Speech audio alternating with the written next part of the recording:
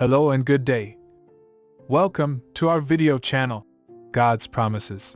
And today's video will be Genesis 2. Let's get started now.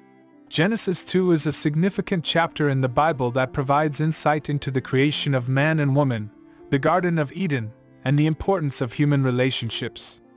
In this essay, we will conduct a verse-by-verse analysis of Genesis 2, exploring its meaning and symbolism, and discussing its day-to-day applications. Verse 1. Thus the heavens and the earth were completed in all their vast array. This verse signifies the completion of God's creation of the heavens and the earth. It demonstrates that God is a purposeful creator who finishes what he starts. The day-to-day application of this verse is to remind us to be persistent and committed to the things we set out to do. Just as God finished the heavens and the earth, we should also strive to complete our tasks and achieve our goals. Verse 2. By the seventh day, God had finished the work he had been doing. So on the seventh day, he rested from all his work. This verse highlights the importance of rest and the Sabbath. It demonstrates that God values rest and that it is an essential part of life. The day-to-day application of this verse is to remind us to take time for rest and rejuvenation. Just as God rested on the seventh day, we should also make time to rest and recharge our bodies and minds. Verse 3. Then God blessed the seventh day and made it holy because on it he rested from all the work of creating that he had done. This verse reinforces the importance of the Sabbath and emphasizes the holiness of the day. It teaches that the Sabbath is a time to rest and reflect on God's goodness and provision. The day-to-day application of this verse is to remind us to honor the Sabbath and to use it as a time for spiritual reflection and growth. Verse 4. This is the account of the heavens and the earth when they were created, when the Lord God made the earth and the heavens. This verse introduces the rest of the chapter, which focuses on the creation of man and woman. It serves as a transition from the previous chapter and prepares the reader for the coming story. The day-to-day application of this verse is to remind us of the importance of transitions in our own lives. We should take time to reflect on where we have been and where we are going, and use that reflection to prepare for the next chapter in our lives. Verse 5. Now no shrub had yet appeared on the earth and no plant had yet sprung up, for the Lord God had not sent rain on the earth and there was no one to work the ground. This verse provides context for the creation of man and woman by describing the state of the earth before their creation. It demonstrates the importance of humans in God's plan for the earth.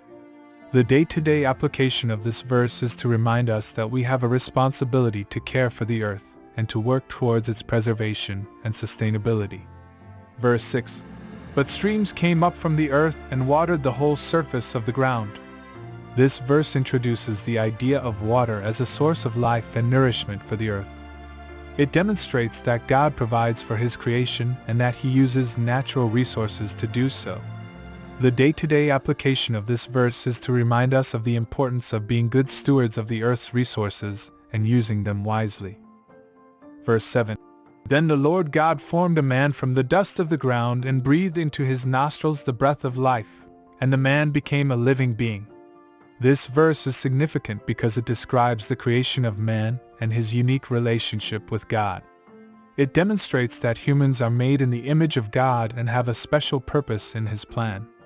The day-to-day application of this verse is to remind us of our inherent value and purpose in life. It teaches us to respect ourselves and others as being made in God's image and to seek out our unique calling in life. Verse 8. Now the Lord God had planted a garden in the east, in Eden, and there he put the man he had formed. This verse introduces the Garden of Eden, a paradise created by God for the first man and woman. It demonstrates God's desire to provide for his creation and to give humans a place of beauty and abundance. The day-to-day application of this verse is to remind us of the importance of finding beauty and joy in our surroundings and to appreciate the blessings that God has given us. Verse 9. The Lord God made all kinds of trees grow out of the ground, trees that were pleasing to the eye and good for food. In the middle of the garden were the tree of life and the tree of the knowledge of good and evil. This verse describes the trees that God planted in the Garden of Eden, including the tree of life and the tree of knowledge of good and evil. It demonstrates God's generosity and His desire to give humans access to everything they need. The day-to-day application of this verse is to remind us of the importance of being grateful for what we have and to use our resources wisely. Verse 10. A river watering the garden flowed from Eden. From there it was separated into 4 headwaters. This verse describes the river that flowed through the Garden of Eden and how it was divided into 4 tributaries. It demonstrates the abundance of water in the garden and the importance of water in sustaining life. The day-to-day application of this verse is to remind us of the importance of water as a resource and to take care to use it wisely and not waste it. Verse 11. The name of the first is the Pishon. It winds through the entire land of Havilah, where there is gold. This verse describes one of the 4 tributaries of the river that flowed through the Garden of Eden and mentions the gold found in the land of Havilah. It demonstrates the wealth and abundance of the garden and the importance of natural resources. The day-to-day application of this verse is to remind us of the importance of valuing and utilizing the resources around us while being responsible stewards of them. Verse 12 through 14. The gold of that land is good, aromatic resin and onyx are also there. This verse continues to describe the wealth of the land of Havilah and the various resources that were available in the garden. It demonstrates God's provision for His creation and His desire to give humans access to everything they need. The day-to-day application of this verse is to remind us of the importance of being good stewards of the resources God has given us and to use them for the benefit of all, not just for our own personal gain. Verse 15. The Lord God took the man and put him in the Garden of Eden to work it and take care of it. This verse describes God's purpose for creating man and placing him in the Garden of Eden. It demonstrates God's desire for humans to work and care for the earth, which is a responsibility and a privilege. The day-to-day application of this verse is to remind us of the importance of taking care of the environment and using our resources responsibly, as stewards of God's creation. Verse 16.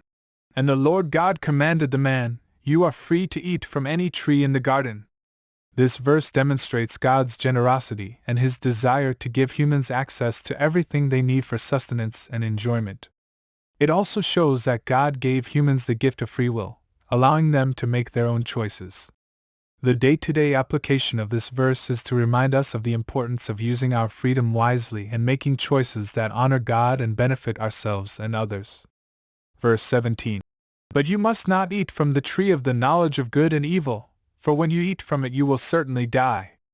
This verse introduces the tree of knowledge of good and evil and God's commandment to not eat from it. It demonstrates God's desire for humans to obey Him and to trust in His wisdom and guidance.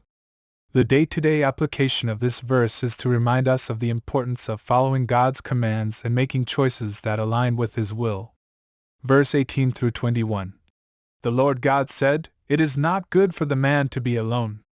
I will make a helper suitable for him."